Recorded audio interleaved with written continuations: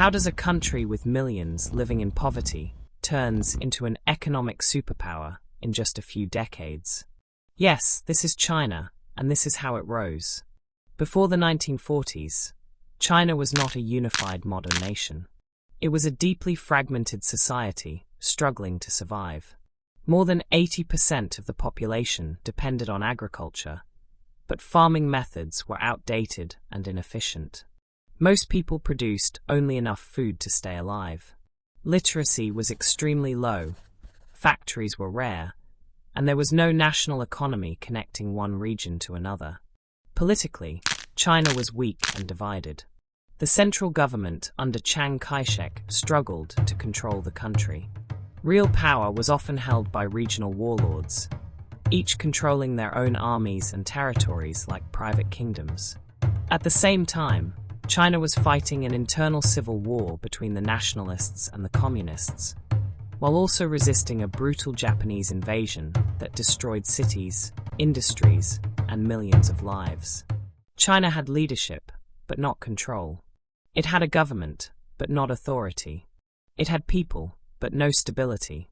And without stability, economic growth is impossible. Everything changed in 1949, when Mao Zedong established the People's Republic of China. For the first time in centuries, China had one central government, one army, and one political direction. The country was still extremely poor, but it had stopped tearing itself apart. Mao believed that unity had to come before prosperity. The state took control of land, factories, banks, and major resources. Landlords were removed, and land was redistributed to peasants, giving the new government strong support in rural areas. At the same time, China began building the foundations of a modern state from scratch. Steel plants, railways, dams, and basic infrastructure. Education expanded rapidly, literacy increased, and a shared national identity began to form. Mao did not make China rich. He made China unified and centralized. He built the skeleton of a modern state. But unity alone was not enough.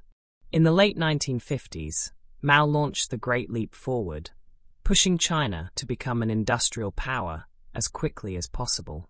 Heavy industry was prioritized over agriculture. Farming, which fed the population, was treated as secondary. Millions of people were redirected away from farms toward industrial projects.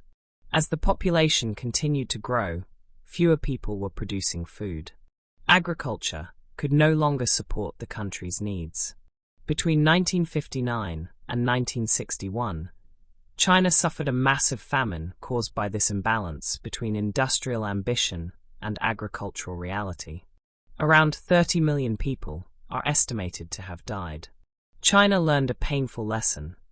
Ideology and speed cannot replace economic reality. Soon after, the Cultural Revolution caused further damage.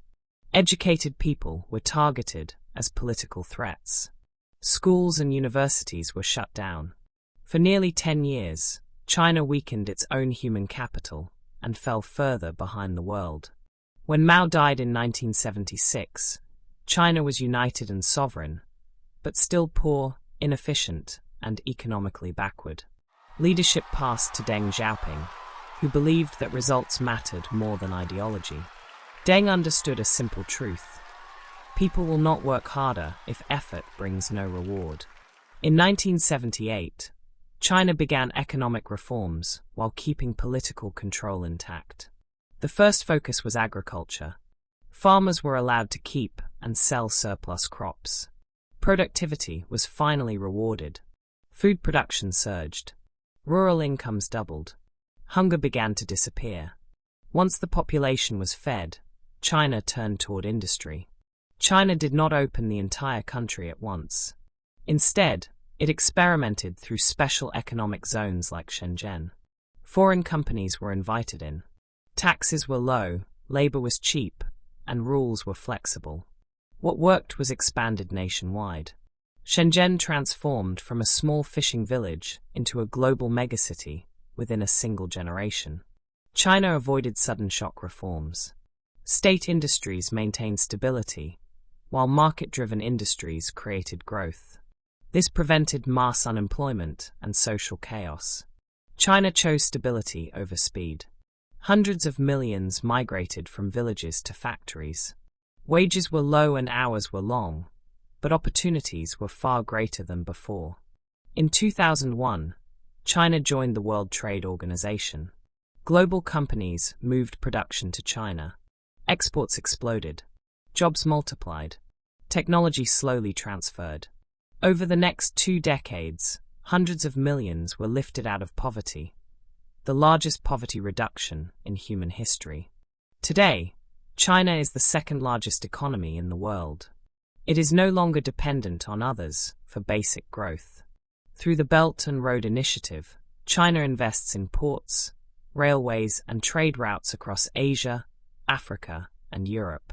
These projects give China strategic locations, long-term partnerships, and influence over global trade flows.